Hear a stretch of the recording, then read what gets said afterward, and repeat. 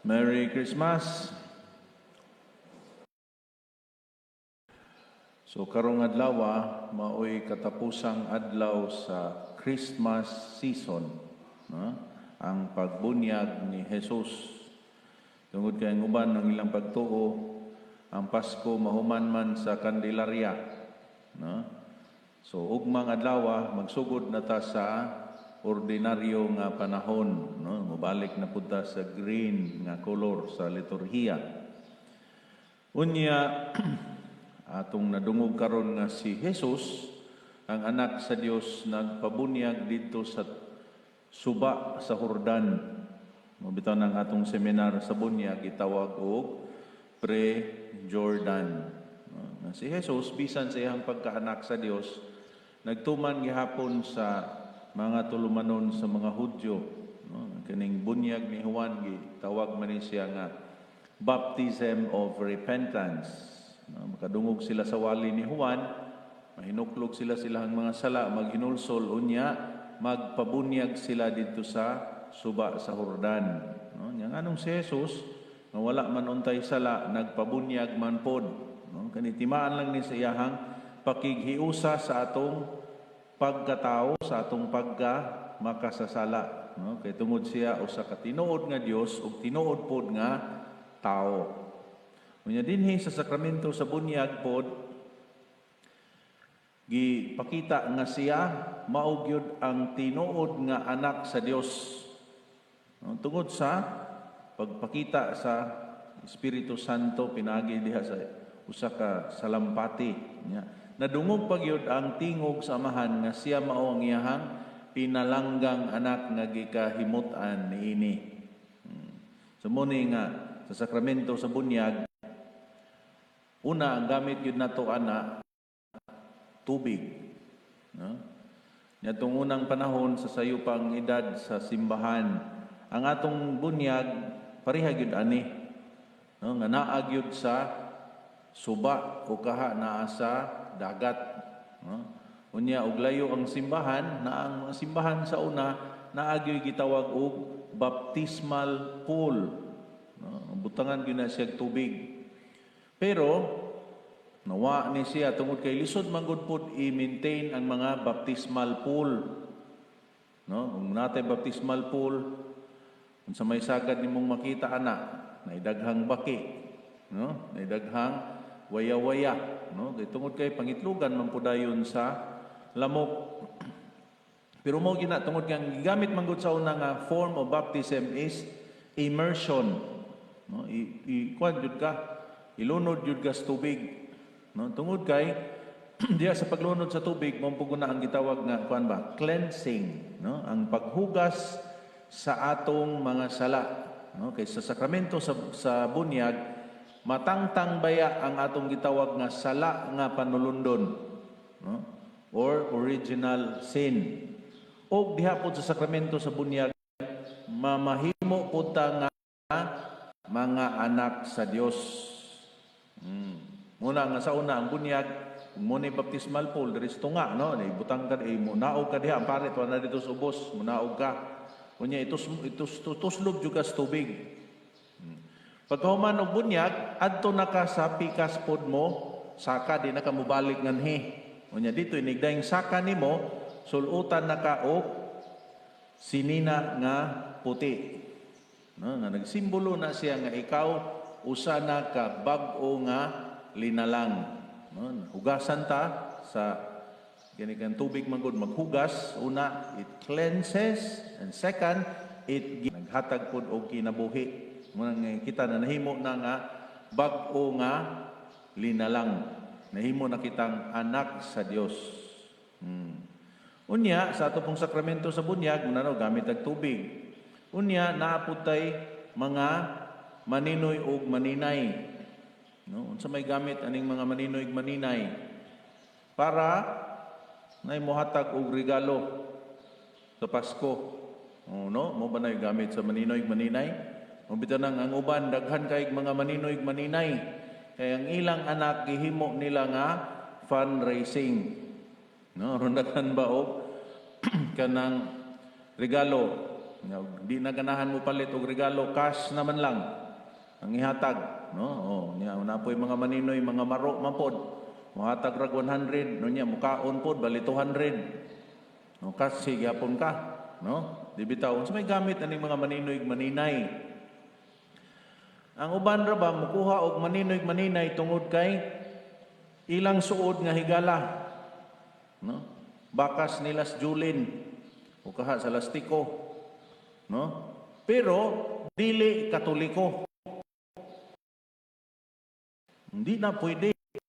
No, nga naman ang gamit sa maninoy maninay moagak pod sila sa bata, no? Kung labi na kung mawa ang inang inahan o inahan, sila mo'y magmatuto sa bata diha sa atong pagtuo.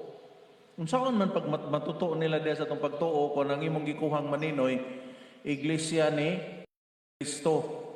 Ukaha saksi ni Judas, Judas saksi ni Jehovah, no? Oh, so lahi ang pagtuo niya kita Katoliko, so di siya makagiya sa bata. Sama ra po na ka ng mga maninay sa kasal. Di ta angay mukuha og dili pod Katoliko, no? Kaya managlahi ba ang atong mga gituuhan. Oh, so mo gamit sa maninoy maninay. Kita pong mga maninoy-maninay, dili nato obligasyon nga kada Pasko, kada birthday, mohatag yun og regalo. Munang ang ubang maninoy, kada Pasko, mubalhin og puyo. No? Kay hadlok man, pangayuan. Oh. Ang uban rong maninoy, katong pagpasko, daghang kay mga requirements. Oh, kinahanglan, na birth certificate, kinahanglan, na QR code, na katong health certificate, murabag, ang bot pasabot ay nalang mong pangayo, no? Gilisod-lisod yung mga hasta pa picture ko no sa ilahang bunyag nga kauban nilang maninoy maninay pastilan. No, dili kinahanglan nga muhatag tag regalo. No, ang atong obligasyon isip mga maninoy maninay ang pagtudlo sa bata maski usalang ka Christian or Catholic virtue. Muna'y pinakanindot nga regalo nato sa bata. Kami mga Franciscan gidili sa moa nga magmaninoy maninay sa mga bata kay nga naman dili man gud namo pud na ma-fulfill nga kasuguan. Tungod kay ibalin-balhin man mi. Ako'y mga kinugo sa una kadtong nagtrabaho pa ko, no? So wa pa ko musud sa Franciscano. Pero pag suod na nako, awa na gyud ko musugot nga ila kong himuon nga maninoy tungod kay unsa may akong mamahimo nga akong kinugo spirti mang layua. Di naman mi magkita kay tungod kay kada tulo ka tuig ibalhin man mi og assignment. So mo nga diha pod sa bunyag pod ni Jesus nagpakita nga siya gikahimutan sa iyang amahan, no? Gi-affirm sa Holy Spirit unya mao pod ni ang sinugdanan sa iyang gitawag nga Galilean ministry. Nya diha unta pod sa atong sakramento sa bunyag, no? Kita na nahimo namang anak sa Dios. No, pero diha na pod unta magsugod ang atong pagtuman sa balaod sa simbahan nga Katoliko. Galing lang kita manggod ang atong gihimo is infant baptism. No, di sama sa ubang mga relihiyon nga adult baptism. Nganong nahimo man puning infant, no? Kasagad bihimta nga amay man sila father kay dagko na bunyagan kahibalo gyud sila og unsa ang ilang gidawat nga sakramento, which is true, no? Pero kita nganong gihimo na nato ng bunyagan bata pa tungod mangud pud sa una sa pagtuo sa atong simbahan nga ang bata nga mamatay nga wala mabunyagi adto sa ilahang mga kalag dili kasulod sa langit kundi adto sa limbo. Asa man ka ng limbo, no? Dili kuno na langit, dili pud kuno na impierno. Tiyaw mo, perting luuyas bata nga mamatay nga di kasulod sa langit. Unya unsa may sala ras bata ang iharabi ang original sin. Unya di na noon siya kasulod sa langit. So karon wala na tay pagtuong ingonana sa atong pagtuong Katoliko. Oh, wanay limbo. Sayaw na lang, no? Limburak. Nga ang bata maski wala mabunyagi, no, makasud gihapon na siya sa langit. Oh, so ang dayon man ang infant baptism, muna nga nga atong sa sakramento sa kumpil or kumpirma, at least na nagyud pud siya sa of reason. Kamao na siya, no? Kay balo na siya unsay sayop, kay balo na siya unsay maayo. Diha na pud gipahinumduman ta nga gipuna pag gipukaw ta, no? Pinagi sa Espiritu Santo nga, oy sugod na pud sa imuhang gimbuhaton. Si Jesus ba yan, nagsugod sa iyang gimbuhaton? 30 anyos na ang iyahang pangidaron.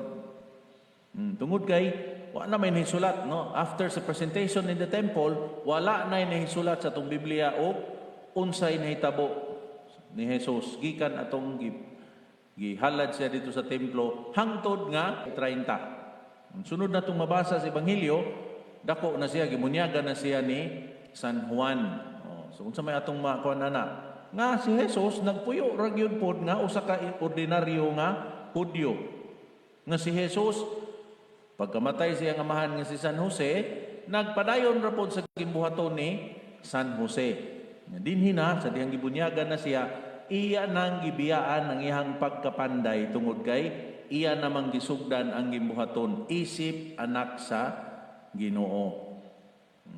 Mumpuning kuha na dinhi sa Espiritu Santo, no? Nga diha po sa sakramento sa bunyag na dawat nato ang Espiritu Santo. Nga makita nato nga giingon dinhi nga in a form of a dove.